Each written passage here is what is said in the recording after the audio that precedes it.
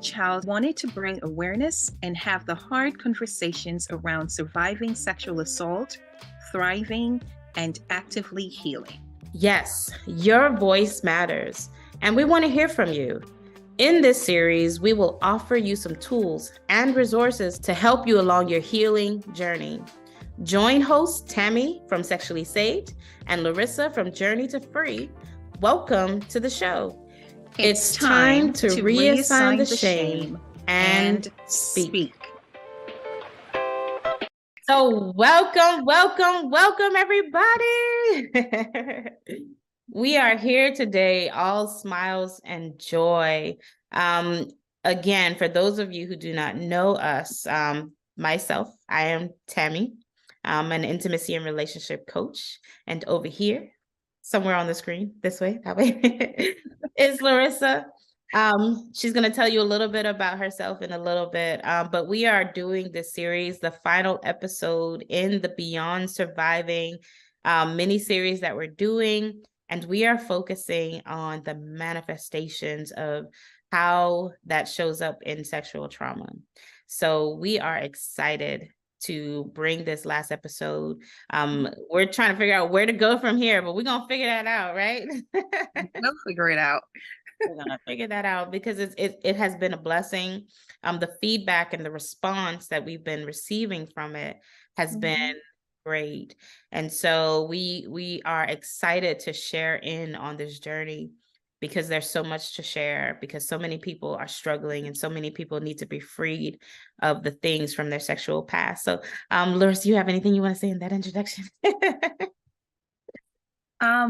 Outside of introducing myself, hey everyone, my name is Larissa Roan. I am a survivor empowerment coach and an author, amongst a bunch of other things we won't get into right now. But I wanted to just touch on what Tammy said just now and touch on what makes us an authority in this space to be able to have this conversation with you and to talk with you openly and transparently of what does sexual trauma and the manifestation of that actually looks like in our own personal life. Now, disclaimer, we're not counselors, we're not therapists, we're not certified anything. Whatever we say here and whatever is said on this platform, even though it's our last one for this series, which we may continue, we may, it's the viewpoint and the experiences that we have had. And so we are just sharing because one of the mandates and one of the things that I think just our motto period is empowering others to speak and to speak in hopes of starting the healing journey. And if you haven't already started or you have already started, to continue bringing awareness through using your voice to talk about what the experience has done, what we're still currently experiencing, and whatever comes with that. So with that said, I am a third generation child rape survivor. Was raped by my grandmother's husband for years. Started with molestation at 5, and then at age 11 through 16, I was raped by him. And I said third generation because this also happened to my mother, where she was raped from 6 through 16, and my grandmother, and also my little sister, but she wasn't raped, thank God. However, that's a part of my story. Tammy? And a part of my story is the fact that I was molested beginning at the age of 8.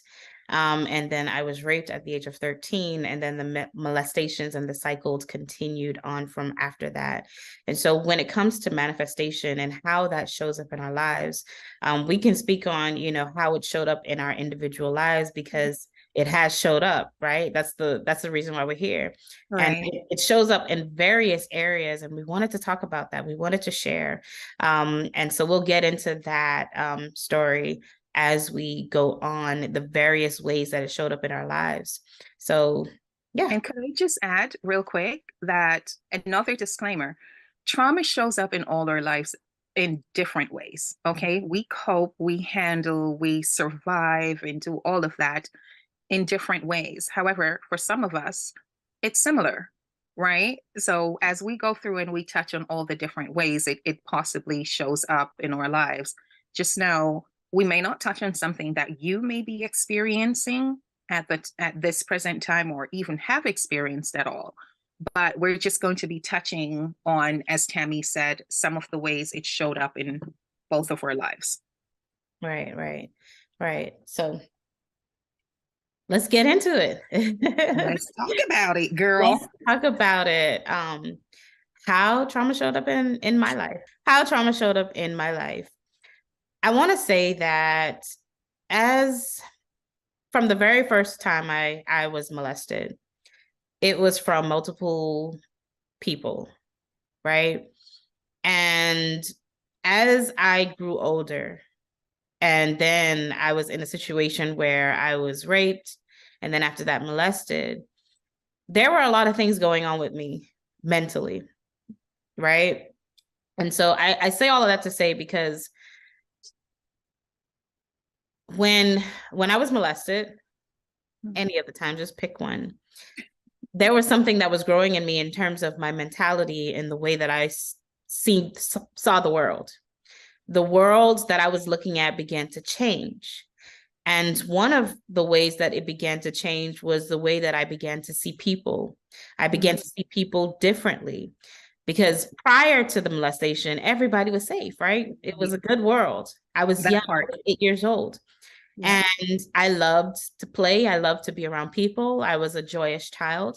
And then after the molestations, I was like, hold on, wait, this isn't normal. Like, this isn't a joy. This isn't a fun thing to do. Yes. So one of the things that I began to realize is that when I was in different spaces, and mostly men, that I started to feel unsafe, right?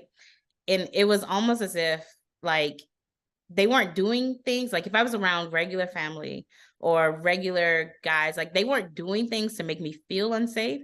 It just became their presence began to be unsafe to me. And I began looking at it as, is this person going to, or should I expect this person to, as opposed to just having a regular relationship. So I think that for me, it kind of damaged me mentally when it related to, because I know a lot of times when we did the podcast prior, I would talk about how I would have the control and how I wanted to, take ownership and all of that. And a lot of the reasons of why I wanted to do that was because I felt so unsafe that by me being able to take control of the situation, meant that I could take control of those feelings that I had. So that's one of the ways that it manifested when it came in terms to my relationships. You relate to that?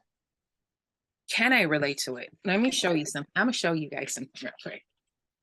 I wrote some points down. I don't know if you guys can see it, because I just wanted to remember some stuff. The very first thing on there is not feeling safe. My not feeling safe.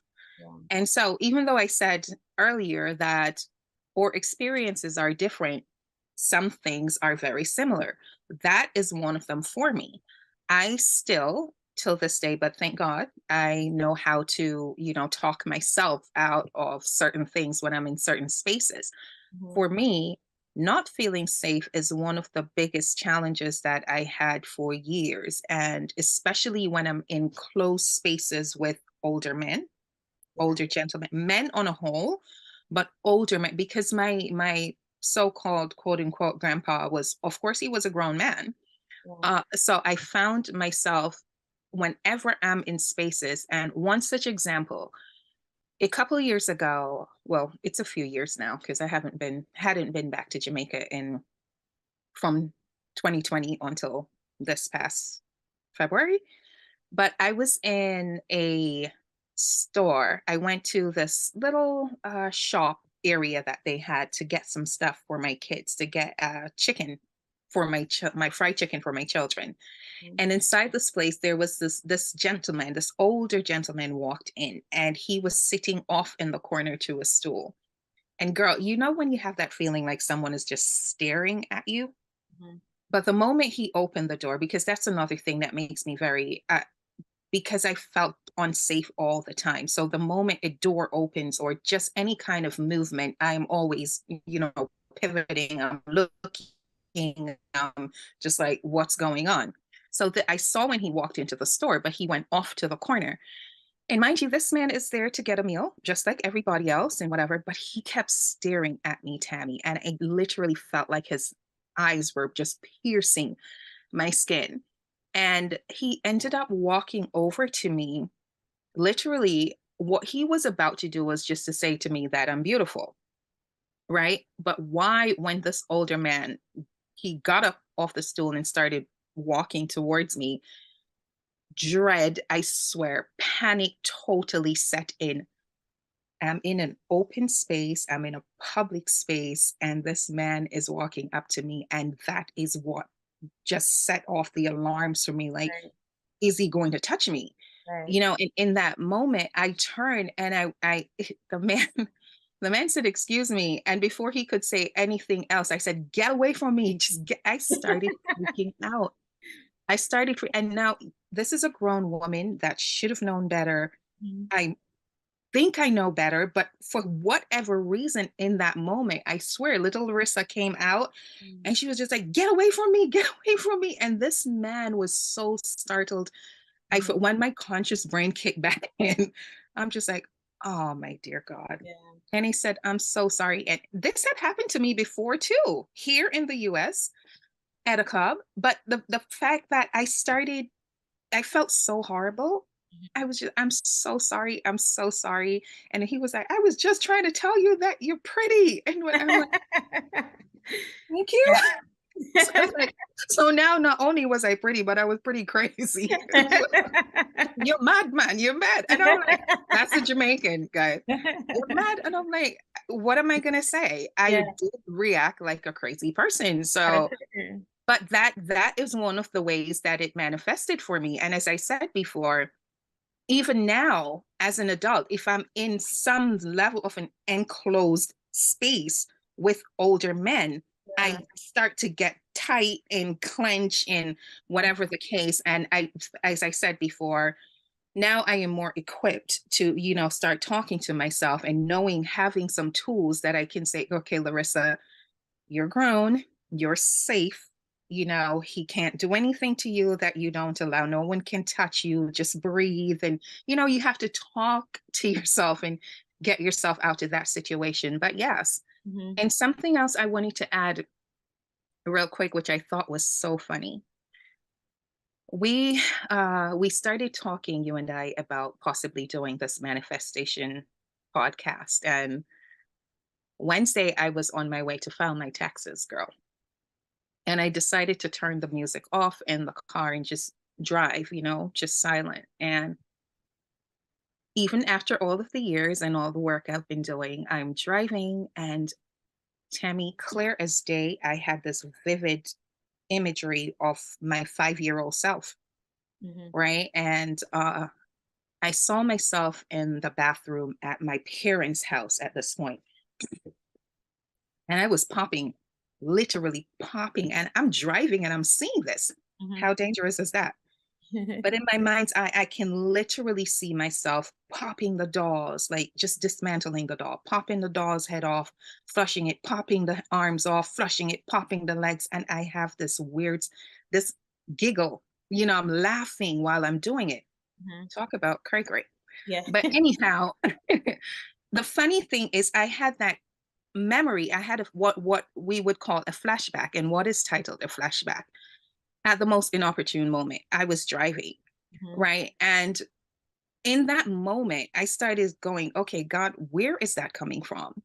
Mhm. Right? And then this just started downloading in my spirit that as a little girl, I did show those behaviors. It was manifesting, the trauma was manifesting. And the thing is, no one caught it.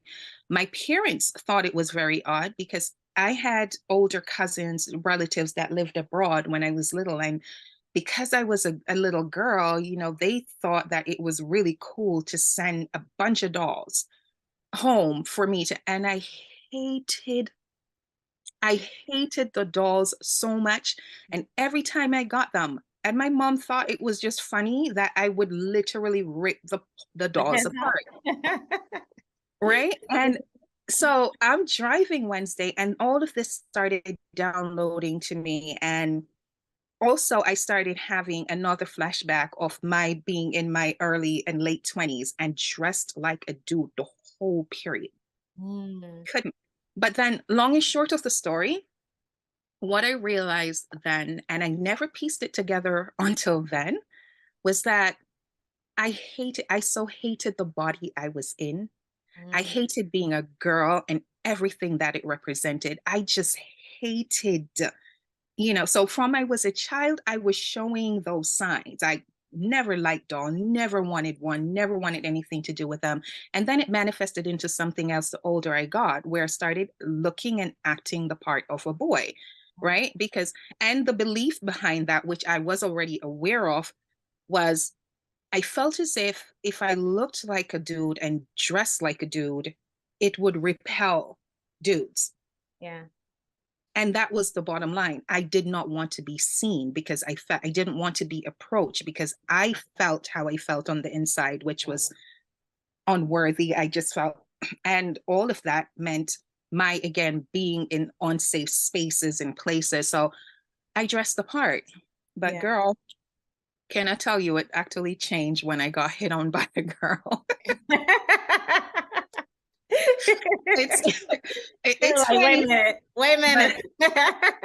it's funny, but it's not funny. Okay. But the Mhm. funny thing is that's those are just a couple of the ways that the trauma manifested for me. And for long periods, I didn't really understand it. I never understood that it was because I hated myself and hated the body I was in Yeah, so badly that I was showing these signs were coming up, these symptoms, all of these things.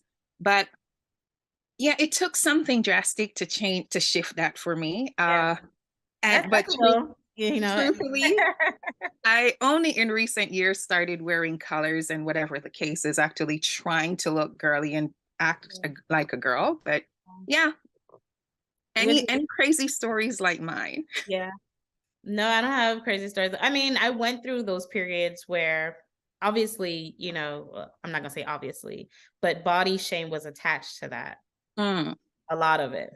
So for me, I became like you, like I dressed like a tomboy up until a certain point. But no girls came onto me then. It wasn't until later on in life. But during that phase, like I didn't want to draw the attention to myself. right. So I definitely understand that aspect. Um, Hmm. and a lot of it is not because I didn't want to be seen. I just felt like I wasn't seen, you know? Mm, So mm, I was just living up to that part of right. not being seen and not doing anything extra to be seen, To you know? be seen, right. I wasn't like a popular kid. I probably would have been because I was so outgoing prior to, but Hmm. after the trauma showed up, I remember being in middle school and high school and all of that. Like I pretty much was isolated, Mm, and the aggression was only when I was in relationships or in a situational ship. You know what I mean? mhm, Like mhm. it wasn't people would look at me and they wouldn't know or understand what it was that I was doing because I kept that part like covered. Like nobody really knew that I was out there. So it was kind of like my own thing that I used to deal with privately. So like if I had somebody who I was in a situational ship with, that was private. It wasn't like a public type of situation unless you were a friend that was close to me. And even then, that space was limited. So I moved in silence and I continued to move in silence. Like my life was moving in silence. And Mhm. so like I just didn't want people in my business. Like I just didn't want all of that. Like I was a private, isolated type of person. And I was fine with that. I was fine with that. So yeah, that's how that was for me. One of the things that brought up for me just now while you were speaking, and it's something I often talk about people in relationships and having experienced levels of trauma that they don't speak of, but it's manifesting in their lives and causing issues in their relationships. And it sometimes you have married couple, you have just significant others, you're laying in the same bed and interacting with each other every single day, and you don't know the literal issues that they're dealing with, right? And why some of the ways that they're showing up, it's simply because their traumas have not been dealt with. Yeah. But in moments like that, as you said, you're showing up in space, it's even in relationships, and the way you feel on the inside, of course, you're presenting and projecting the opposite, Mhm. but you're dying, literally having all of these on things that you're dealing with on the inside of you. And the people that are closest with you and in the same space with you have no idea. I have no That idea. is tormenting. It is. It That is. is tormenting. And I've had to live with that for years and years of just what we do is put on that bold face and we go out. But it's even more tormenting when you get by yourself and you're replaying whatever. But when you're in shared spaces with people that you say you love and they say they love you, but you don't even know who the hell you love or what is really going on with the individual, Yeah. it's a crazy space to be in. Yeah. Absolutely. 100%. And in you sharing that, I'm just thinking about, because I'm married. And so Mm-hmm. I went through those periods of, where after I got saved, I was like, yeah, I'm going to work on me. I'm going to do this whole celibacy journey and, work on these things. And yes, when I was, you know, going through my testimony, yeah, I was molested and raped and yada, yada, yada. But I didn't do the work in terms of, the healing aspect.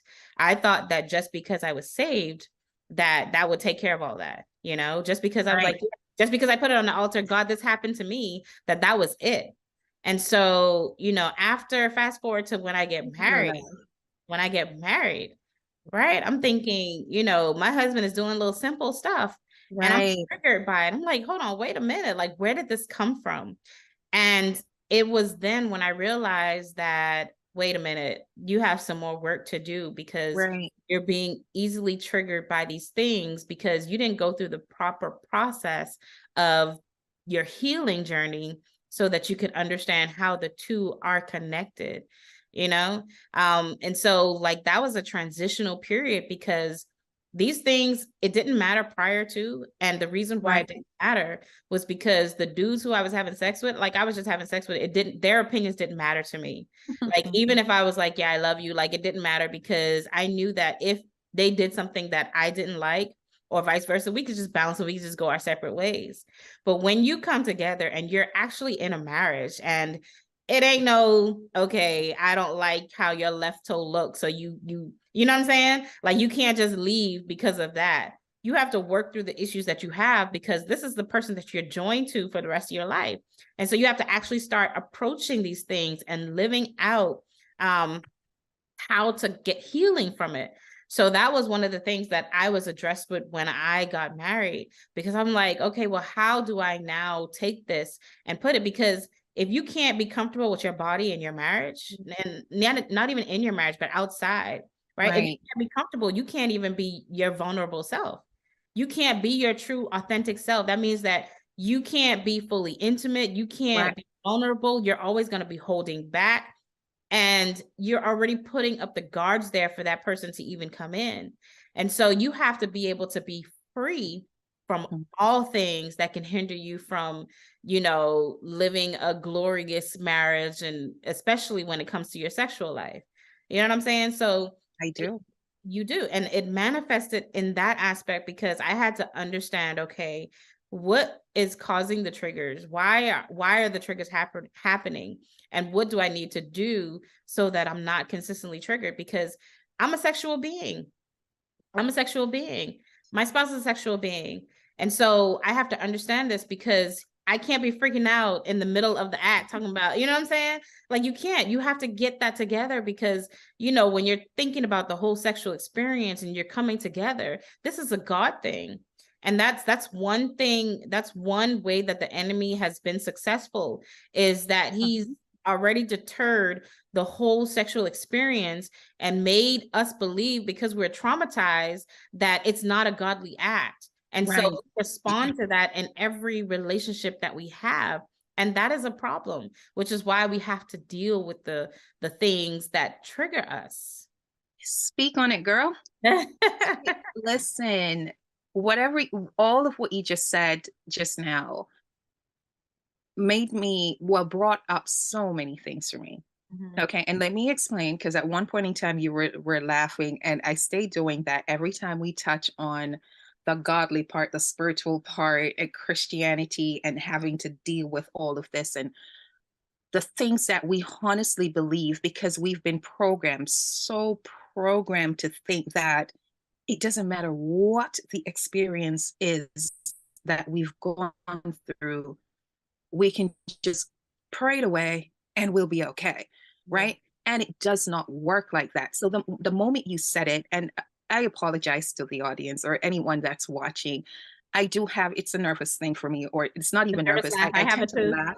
I smile all the time. I I like tend to, I could be talking about death and I'd be like, yeah, but it's not really that. right. Yeah, we I both tend got to it. laugh And this at, is at America. inopportune moments when it just comes out. But for me, I find it funny because it comes up so much, and to know that so many of us still push that narrative and still hold on to that belief that once we pray about it, we'll be okay.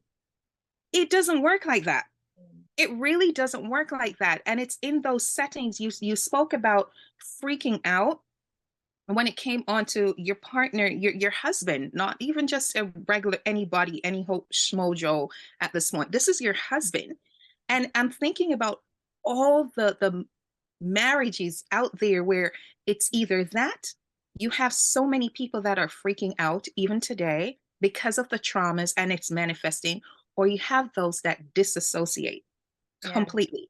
yeah, In that moment of intimacy, they get so triggered, they completely leave. And I'm speaking from personal experience where you're in this moment and it should be an intimate, beautiful moment, and you get triggered. What do you do? For me, it often showed up as whatever is going on with you, I'm not even there. I done checked out. I'm somewhere else in an alternate universe, having a whole different experience while you may be having the time of your life. yeah, The other part to that is that it forces so many survivors, and this extends to both men and women, that instead of being present and experiencing the experience and everything that comes with that, it ends up being tormenting. mhm, Again, I have to go back to that word, because instead of you just enjoying whatever is happening, yeah, it becomes tormenting. It's just this thing where you're not saying it out. And some of us are bold enough to do it, to say, get the hell up off of me. You know what I mean? There's so many ways that it shows up, but it's one of those things that we have to be intentional and be aware about, that if this person touches me this way, if mhm, this person says, because that was something that happened to me for years yeah, in relationships, where there's certain trigger words, and it's odd to say, and we'll get into this. That's why I think this is going to continue. But for example, Vaseline was just saying the word, just seeing the word Vaseline was a trigger for me for years. And I don't have to go into details. I'm quite sure everyone here can figure why Vaseline was a trigger. And I remember being with someone that I loved dearly at one point, and during a intimate moment, he made mention of Vaseline. And girl, it was a wrap for me. I ended up going from being present, Mhm. fully ready, to now I'm curled up in the fetal position on the next side of the bed somewhere. And they I don't trying to want to figure be out, touched. like, what's I'm happening? crying. Don't touch me. Yeah, Right. mhm, And how do you even begin to explain that's another thing? yeah, I am telling myself, or have convinced myself, I can't explain or tell you what is happening. So I am just left with feeling, because I feel like I'm going to be judged. I feel like you're going to think I'm all of these things. But that is what my mind is telling me. When my partner, and this was way after we had broken up, when I had explained myself at that point, I was like, why didn't you say that? yeah, because I felt like I was going to be judged. I was feeling disgusting and nasty in the moment because, of course, it brought me right back to my childhood, Yeah. but I couldn't say it. And I was an adult at this point. But Yeah. again, we could go on for hours and hours and days on manifestation and the various ways it shows up. We're just lightly tapping here. Yeah. But yeah, those are some of the ways. That's a very real And experience. can I add real quick, because I wrote this down while you were talking. It's one of the reasons why sometimes we are with people that we love, and in the weirdest of moments, they become so withdrawn. They seem so cold, calculated, and just it, you just never know what someone is dealing with. And when oftentimes we see behaviors like that, we're so quick to judge. Dare I say, and I put it out there, if you're dealing with someone and you realize, especially during intimate moments, you notice certain things and they start acting funny or start withdrawing or whatever, ask the question, start that conversation, Yeah. right? Because one of the things that survivors need most out of anything else is to feel seen and to be heard and to be acknowledged, and most importantly to be believed, Yeah. right? It's not that oftentimes it's not that we don't want to talk. Yeah.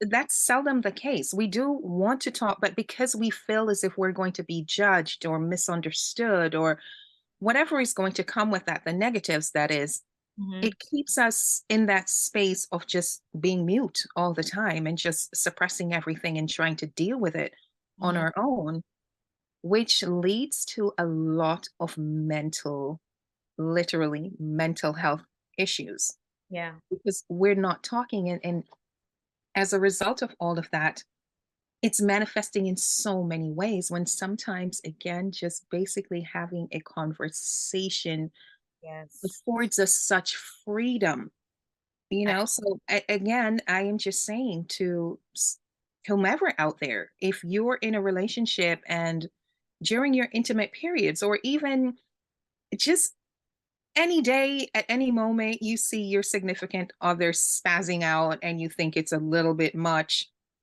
just start a conversation. yeah. Are you Start a okay? Like, conversation. seriously. I love how Right. you said that because one of the things that I've learned, and not just for myself, but speaking with others, is that people who have been in situations of trauma, they require a little bit extra Mhm. attention, right? And I think that it's important for the spouse of that individual to be able to handle that situation with a little bit more care, which means that Mhm. you have to be a little bit more sensitive to their needs. And that might look different for everybody, because I know for me, one of the things where, trying to be careful how I say this because I don't want to paint no horrible Yeah. picture, right? Is having those conversations requires sensitivity with it, you know, a nurturing space, basically, Mhm. because you want to get your spouse to a place where they can feel safe. Because the reason why they aren't embracing the way that they are, maybe, is because they're not feeling safe, you know? And it's because the issue at hand is a little bit sensitive. You were speaking about, the guilt and the shame and all the things that's attached to it. Right. You're going to feel those things, but in order to get over that, it takes having the conversation, but it takes feeling safe enough to have the conversation. And Right. the responses have to be in a way where, like you said, you have to be able It's to be seen, mental. you have to It's be yeah. heard, because it does take a mental toll.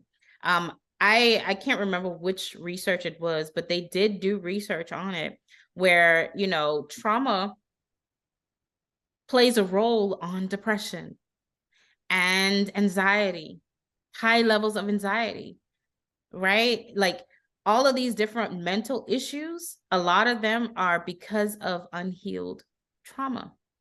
And they still Post-traumatic stress disorder, girl. post-traumatic It's stress. That's a big one, especially if it's uh what I want to say, if it's a trauma event that was magnified, basically. mhm. You Mhm. will have that. You'll have many things going on. And it's important. I know we're going to talk about the tools later, but it's important to get help. Mhm. It's so important. It is. It is. And I think one of the struggles that we have is so many people don't have language to express and explain what they're dealing with. Mhm. Right. So we touch on mental health, and that topic in itself is so wide and, broad. And s- being Jamaican girl, that Caribbean. being from the Caribbean, when it comes on to mental health, I I don't even know how it became such a sore topic, such a taboo topic in of itself to speak of, because the moment you hear mental health, for many Jamaicans and many people in the Caribbean, the West Indian, it's somehow equated to you're mad, Mhm. right? And that is how it's viewed. That is how it's seen. I can remember being, growing up with my dad and hearing my dad say, people would say, okay, you probably need to see a therapist or talk to someone. It's like, mad people got therapy, mad people do this, Yeah. you know what I mean? And that stigma that's associated with that, and not realizing that, just not being able to give voice, not being able to verbalize the issues, and all of us have things that we struggle with. All of us. It doesn't have to be that you were raped or sexually assaulted any which way. All of us have a myriad of things that we are dealing with, different types of trauma. And when we can't even be feel safe enough to say these things, what do we think happened? Yeah. It takes a toll on us, not just mentally.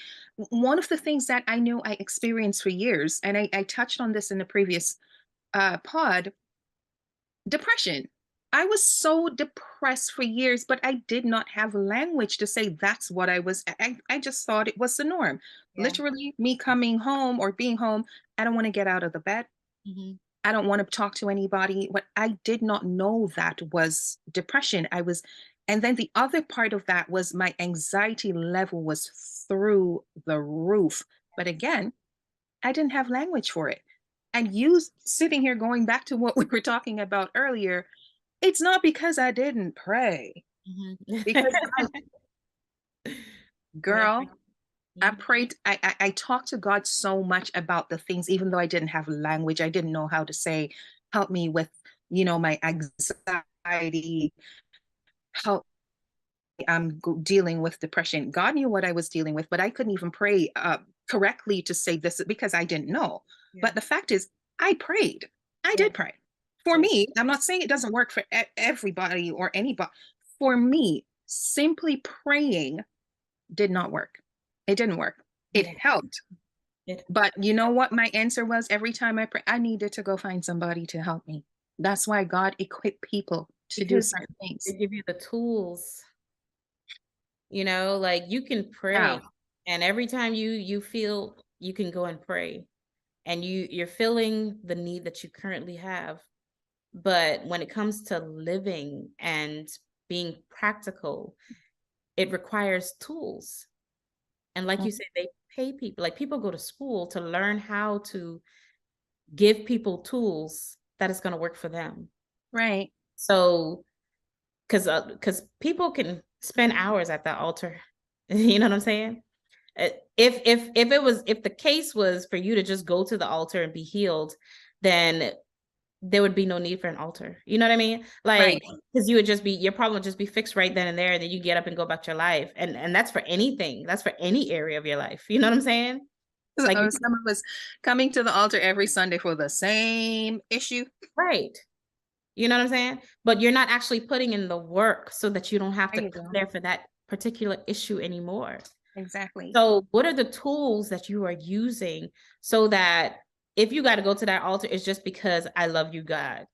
It ain't because I'm still struggling with the same thing over and over and over and over and over again, Hmm.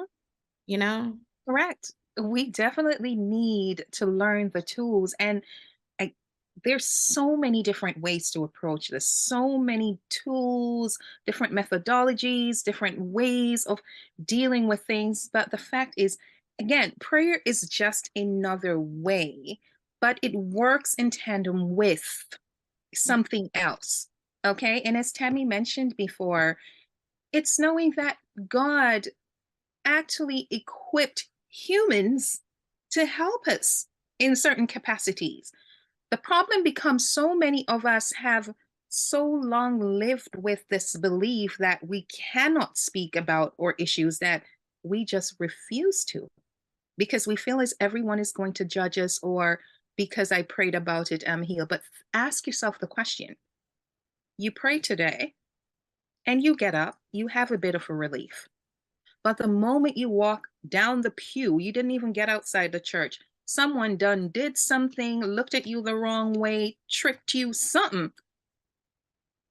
And another side of you started coming. What happened there? Right. And again, the same issues that you keep going back, as in you keep going to God and you keep asking about the same things over and over. It's an indicator that something else needs to be applied to that. It's not just praying, it's prayer and works, doing the work. Doing the And work. a part of the work is being open enough to know that they are tools out there. And if you don't necessarily know where to begin to do that, ask questions. It's okay. It Yeah, is okay. Trust absolutely. me. Absolutely. If you don't want to go to a therapist, Google. Go to Chat GTP. GPT. What it was Chat GPT. Girl, I'm not even familiar with it. Because apparently they got everything. But the point is you have to find, you have to seek, you have to go looking because you are responsible for your own healing, right? We talked about That that. part. You're That part. responsible to get it. You want to keep Right. manifesting in your life, you have to change that Mhm. or continue the cycle or continue the cycle. And it's continuing the cycle of all the different ways the stuff is showing up. It's not Yeah. just the mental part of it, it's the fact that it's showing up in your physical health. Yeah. You know, you're struggling with stuff that some of the things that you're dealing with health wise is as a result of all of that turmoil that is stuffed down on the inside of you that Absolutely. you need to get out. And again, it's okay to go and seek these things out. And dare I say, please believe me when I tell you, no one is coming to save you. Yeah. No one can do the work for you. I wish to God I could tell you different, but that's not the case. Yeah. You have to not only try to seek this, but before you even get to the point of seeking help, you have to get to the place of seeing yourself as valuable, Mm-hmm. seeing yourself as deserving of getting the help that you need, loving yourself enough to say, I'm not okay. I'm not okay. If my children are coming to hug me, this is not my personal experience, but as in with my own children, but it was an experience I had even with my my mom, you know, where just hugging her and touching her, which she didn't understand then that it was triggering her, but I couldn't touch my mother, Yeah. right? If simple things like that, Yeah. I couldn't touch her without her shunning me and saying my hands feel a I'm particular way. glad. I'm glad you mentioned that because one of the biggest things that I am still working through is that affection. I don't like people touching me. I don't want them touching me. Um, I'm not an affectionate person. Oh wow. And that even shows up even as I'm raising my children. I'm trying to be better, but I don't want to hug, I don't want to cuddle, I don't want like that's not me. I don't want to do any of those things. And that is an issue because even when I'm thinking about, my daughter who is now 18, I love you. Like I'll be like, yeah, I love you. You know what I mean? That affection part I've always struggled with because there is something about me being that close. Even I try because that's a part of intimacy, right? Like you have to learn how to be affectionate. But that part right there is a continuous struggle. And even with my daughter, like now she's picking that up. Like she don't want to be touched. You know what I mean? And it's because like I'm not that hugger type of person. And that's unfortunate because we should be able to hug more. You know what I Right. mean? be more affectionate when it comes to like even the kids. But when it comes to that, like my boys, Mm-hmm. they're 4 and 3, and they love to hug, they love Right. to cling, and that is stressful for me. That is Mm. stressful for me. Like it literally stresses me out because they are clingy, like they want to touch me, like they could be attached to my hip. And for me, I'm like give me some space. Even my kids, Yeah. I'm like I need space. My I husband wanted to say needs space. Mm-hmm. thank you so much. I'm sorry, I didn't mean to cut you off, No, no, no, you're fine. but thank you so much for being this transparent at this moment. Mhm. Because the mere fact that you could admit to that, there's so many people that this is a problem for. And Mhm. I'm talking about a huge problem. And Mhm. again, this is one of the ways in which trauma manifests because it's not just you that sadly it affects the way you're showing up to even your children. And now you're unconsciously teaching your children the same thing. Yeah. And I can tell you this, you're not alone in this space because it's something I struggled with for years. But then on the flip side of that, it wasn't to the extent where, you don't want, because I had that too, where I didn't want to be touched. I don't feel, but then I realized that no, I actually yearn. I am an affectionate person. One of my love language is touch, Yeah. right? But I had to work through that. And the irony is that's when they say God never makes a mistake, Mhm. because the difference for me was when I had my boys, I had to force myself to sit through that because exactly my boys were and still are so affectionate to the point it drives me crazy sometimes, but but I had to sit through that, Tammy, and now I love being hugged, which I'm giving you a forewarning, girl. We haven't met in person yet. And I am happy that you were bold enough and transparent enough to share that, but I'm giving you a warning because I am a hugger now, Mhm. even though because of the girls that I work with now and the adults that I work with, I'm more aware now. I actually ask people if I can hug them before I do, Mhm. because I know this to be true. I'm giving you a warning. I don't That's think okay. That's okay. I'm gonna, I have this friend, I ain't gonna ask. and Mm-mm. she has the gift of hugging, okay? Like her hug is like that's the only time I've ever had a hug where I'm just like, okay, okay, I can Mm, hug people. mm. You know what I mean? Because I always lead with I'm not a hugger. I'm not a hugger. But I don't mind. I don't mind I hugging. am now. I'm I not am now, but yeah. again, it took work. It took work. It's And that is going to be my challenge for you too. Even though it feels cringeworthy at Mhm. times when even your little one comes and hug, the truth of the matter is sometimes that's the thing our children needs the most. They don't need the toys. They just need quality time with you. And that looks like you just cuddling them, Yeah. holding them randomly. My boys get sick of me now. And it was just my way of forcing through whatever I was going through. I would just call them and just hug on them. I was like, but mom, you just hugged me 5 minutes ago. Okay, but I want a hug. Yeah. Right. And now I'm okay with it. Mhm.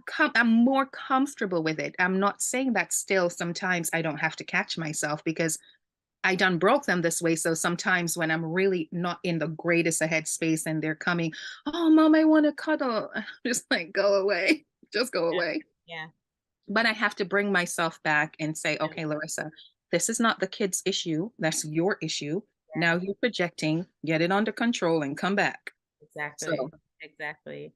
And I love that. I love that. So what else we got?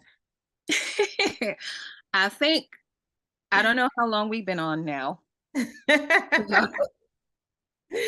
You see, this is why I'm saying this is going to have to be more than It four is because episodes. there's so much more to be said. Like we talked about self-esteem. I don't think we talked about self-esteem a lot.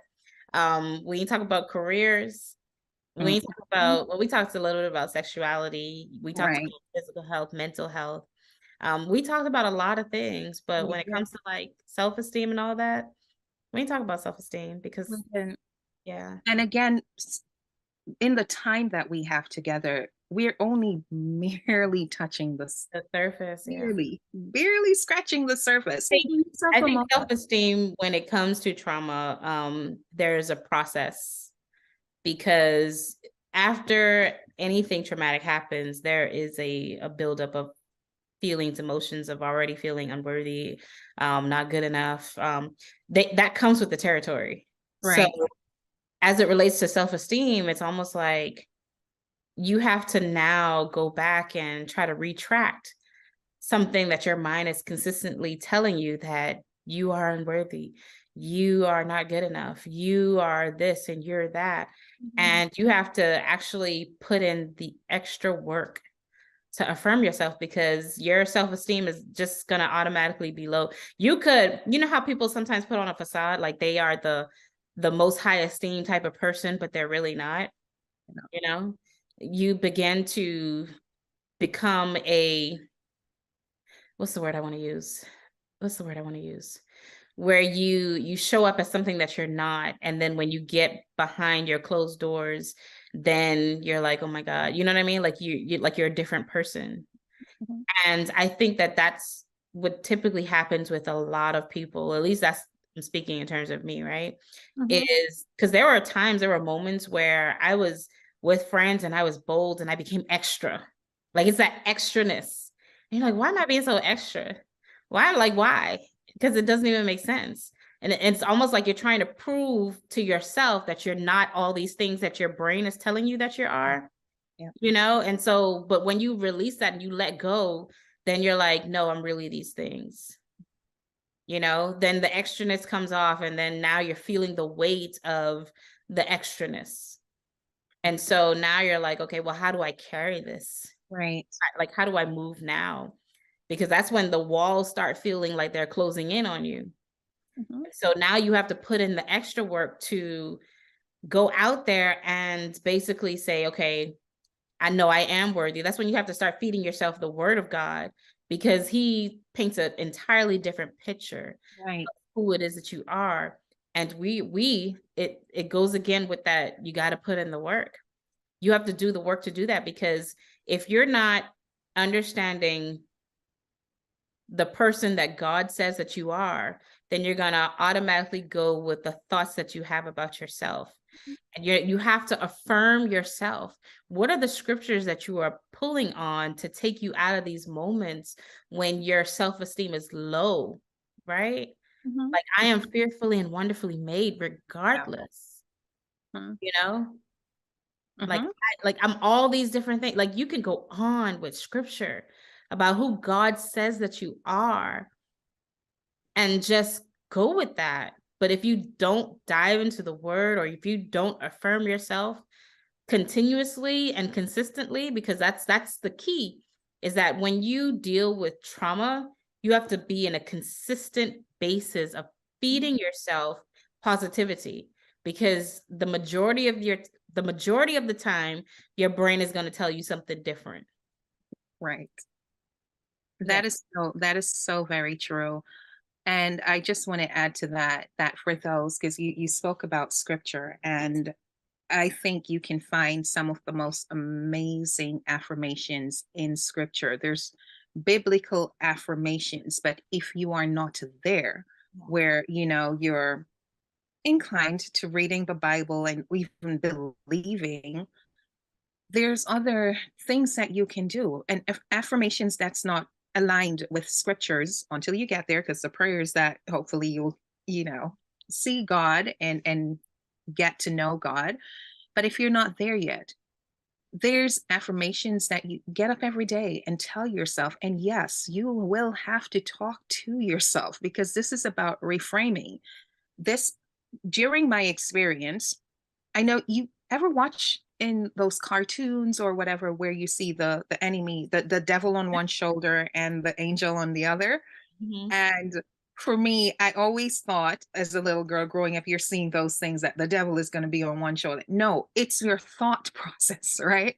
So it that's a physical representation of what that looks like in your head on a daily basis when you're struggling with unhealed trauma and self-esteem, not feeling good enough. And but this is where you have to reframe. So for me, what that looked like was I struggled for years with Yeah. my self-esteem, as everything that Tammy just touched on and more, because there was the sexual trauma that I experienced. There was also the coupled with the fact that I had a physical or have a physical issue where I have to live, I'm living with a chronic illness, right? And what that looked like for me and what I believed about myself because I had this issue dealing with all the time, and certain things that I would hear, why I'm so skinny and whatever. You take all of that on, and I start feeling, okay,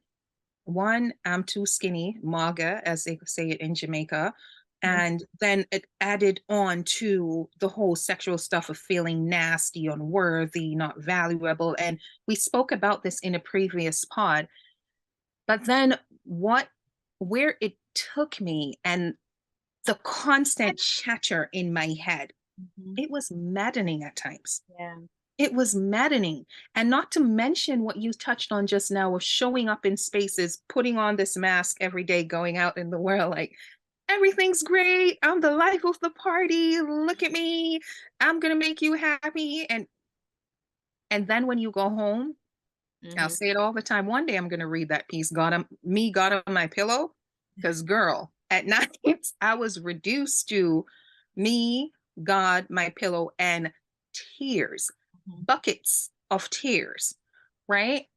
But how I started to shift that again was I had to get clear and understand, and not just understand, but accept and believe, first and foremost, that the things that happened to me, it's not something that I did. It's not something that I wanted. It's not something that I went and put myself in the.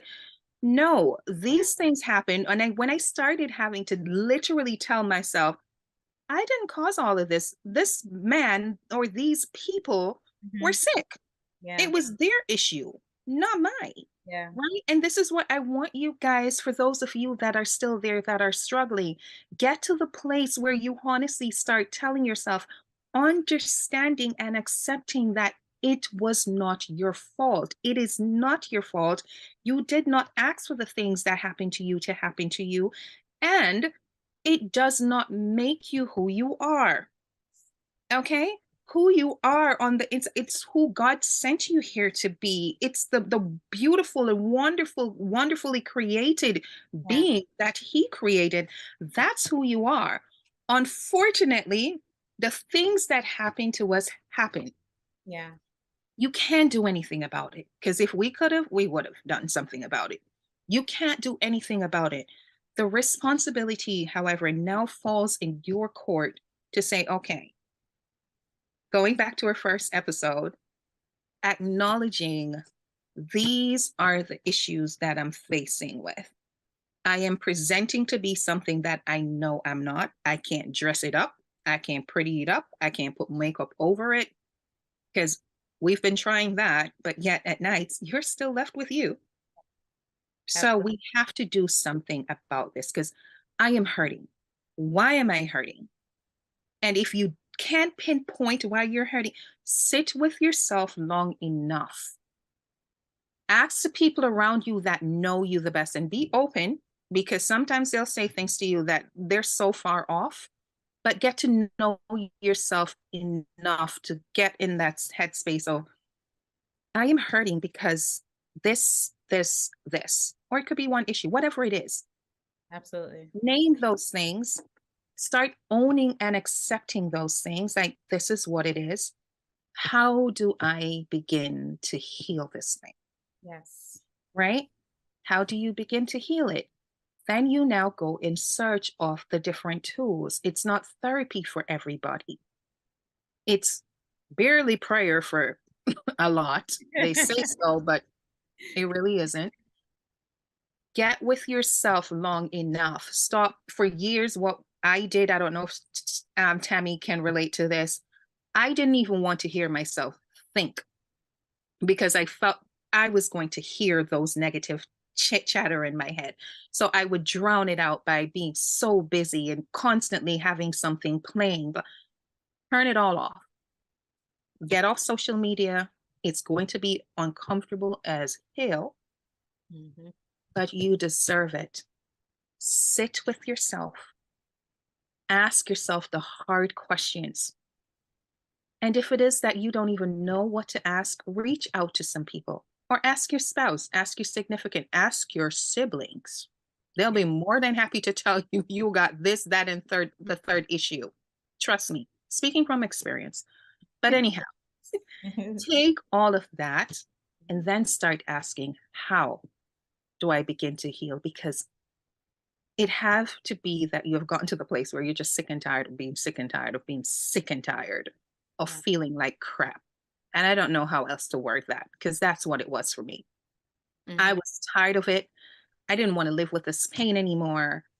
And I had to start the process of healing. Please do that. If you don't take anything else from the spot, just sit with yourself long enough to start jotting down. Get pen and paper. I got this issue, that issue, whatever it looks like, jot it down and then be proactive, be intentional, and start seeking out those things that is going to help you on your journey. I'm gonna shut up now. Tammy, you have anything else to add?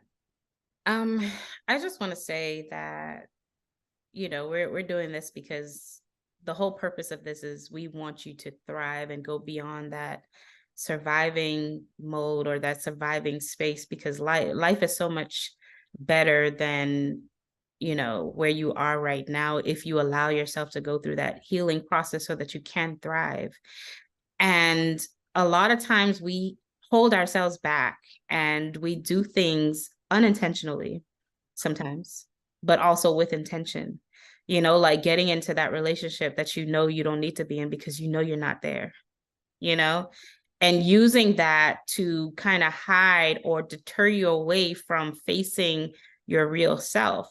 Mm-hmm. But the process begins when you begin to build that relationship with you, because that's the most important relationship that you have. You can't have healthy, functional relationships until you understand who you are. That Mm-hmm. means learning that I like this and I like that, and understanding those triggers so that you know how to handle them in situations. Imagine if Larissa, the experience that she shared earlier, imagine if she understood her triggers. Do you think she would have gone in a corner and began crying? Right? Because there's things that you need to understand. Okay, this triggers me, so now I know how to respond in that situation, so I'm not looking like I'm crazy. Right? You have to learn these things about yourself, which requires everything that Larissa's already said. You have to put in the work to do it.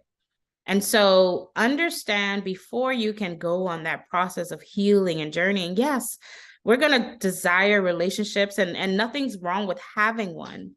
But at the same time, you have to understand some things about you, because the whole reason of why or the whole purpose of you getting to that place where you can function is because you have to grow through the things that you've experienced from your past, Mm-hmm. which means that you have to do the work. You have to do the work. If you're already in a relationship and you're like, okay, I need to deal with these things, then still do the work. I'm not saying you can't have a relationship, but I'm saying there are things you need to understand about who you are, period. Mm-hmm. Yeah. Can I just add to that? Of course. That has dropped in my spirit. That is where prayer comes in, Mm-hmm. right? If you are an avid believer in prayer, in God, and all things God, Mm-hmm. that is where now you spend time in prayer asking God to reveal the things that are truly, if you're not even aware of some of these things, ask God to reveal them to you. That is one of the things that I had to do. And believe me, it was uncomfortable. And it still is uncomfortable as I go through my day to day sometimes. And the Holy Spirit is downloading things on the inside of me like, listen, girl, you tend to do this. You need to stop it. There's some really hard ouch moments. And I'm like, okay, you ain't gotta be coming at me that hard, Holy Spirit. Ouch. I receive it, I take it. But that again, going back to my original point, that's how prayer comes in, or when I started to shift, Mhm. right? I had to realize this is where I need to pray now and ask God to show me the areas that this was not innately how I was sent here. These are things that I picked up along the way. This was not God's intent for me to be showing up in this particular way. So God, what are those things that I need to start stripping away at? Yeah. Because this is really not who you designed me to be. Like, Wow. perfect example for me, being a constant yes person. And Yeah. we spoke about that earlier. That was not serving me. I'm not talking about being unwilling to help and to do whatever where others are. That's not what I'm talking about.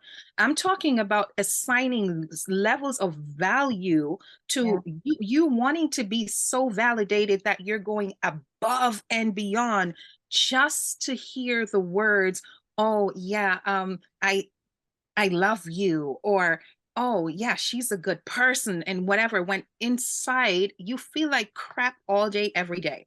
Mhm. No, that is not what this is is about, It's good. right? Who is it that God genuinely, when he made you, who he created you to be? I am now a yes person. I'm a yes person to God, not to other people, because I'm out here trying to make you see me as something that I really am not. Mhm. Quite frankly, I'm at the place now at my in my life, I couldn't care less what anybody thinks about me. As Yeah. long as my heart is aligned with God, and I've done some work and I'm still doing my work every single day to be comfortable with who God has created me to be.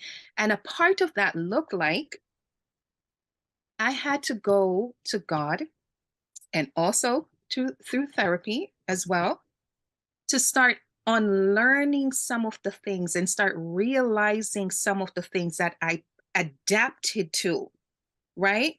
And because the molestation and all of the sexual trauma started so early for me, I was 5 years old. I started adapting, and it started morphing me into something that God did not intend for me to be. Someone that was got so far away from God's original intent for this particular creation, right? So I had to go back to the creator. That's the form of prayer, going back to the person that actually does have the manual on me. And I have to start asking God, okay, what are the things that you want me to do? Who is it that I am? Who did you create me to be? And now I have to start living different, showing up different, learning. And this is where a lot of, which is a foreign term for some, reparenting, right? Some Yeah. of the things that happen and the way I was raised and all of these things, not to mention the things I thought I had to do for my own survival. I have to go back and start unlearning those things and letting some of those things go, just to start walking into who God intended for me to be initially. And there I put that to you. Again, we're not on here trying to tell you this journey is easy. It's not, but you are deserving of becoming who God intended you to be Absolutely. and being the person that you desire to be. Ask yourself, how do I want to show up? Who do I want to be? Do I want to be a person of integrity? Mhm. How am I going to get to that place if I'm not that person right now? You have to do the work and start setting boundaries. That's another episode, girl. We don't have to do setting boundaries. Boundary. Before, Big. Larissa, can you do this? Sure. Why not? And I'm the inside, I'm going, no, I don't want to. Yeah. But because I was such a yes person, now, no, it don't sit right with me. Mm-mm, I ain't doing it. Are you going to be upset? Mm-hmm. And None of don't get me wrong, I'm not fully there yet, because there's some people, especially my loved ones, that I'm still having to Family Cigarette, gonna be family. the You family know, girl, the push all the boundary. limits. I'm working on that. It's an everyday thing, okay? But for people that I'm really probably not that close with, no, it's a no for me. I ain't doing it if I don't feel like it. Boundaries. Yeah. And that looks like many different things. Another episode. So I guess we will be continuing. I'm gonna shut up now. I know, because you were Tammy? talking, I was like, we need another one for forgiveness as well, because we'll be here all day. But anyways, I'm Ooh, stirring the pot right now. I'm stirring the pot. I don't really have anything to say because I think that, we've said so much already. Just remember that if you are in this situation, all things, all things, all things, all things are still working together for the good. I know that you might not be in a position where you see it, but the end result is going to be for the good. God turns bad situations good all the time. Look at us today. We're here. We've experienced a lot of the bad, and we're only talking about just a piece of it. Just to give you an idea so that you can get your own story and understand through our process. But we're not talking it all, right? Because there are a lot of things that happen in our lives, and that goes even beyond the trauma. But understanding that all things are working together, regardless, means that you still have something to look forward to, because God can find purpose in any situation. Otherwise, we wouldn't even be here sharing about the trauma that we've experienced. So as we close out the series, we just want to say thank you for being a part. Clearly, there still needs to be more. We're gonna talk about how more is going to happen, but we got to formulate that together in our minds first before we come back out here. But the truth is that it's necessary. It's necessary. We know that this series has blessed you. We thank you for participating. And we welcome you to, follow us on our pages, Journey to Free One on Instagram, at Sexually Saved on all my platforms. What's your Facebook? I forgot. Larissa Rizzy Roan. Okay, Larissa Rizzy Roan, right? And then you also have Journey to Free on Facebook as well. Yes. So we want to encourage you to, follow our platforms. We want to encourage you. We welcome your questions. We welcome, how do you get out and the anything that you need to know. Like, we are here, we are open, and we are available. I mean, I don't know how much more transparent you need us to be, because we have pretty much laid a lot of things out there. We probably need to go back and rewind and be like, hold on, wait, did we share too much? Did I say that? But we overcome because of our testimonies and by the blood of the Lamb. And so we're doing it all because of God. Like, we have no more shame in that. We know that God is using our stories. We know that he's using us as his oracles to do what it is that he has called us to do, which aligns with what we're doing right now.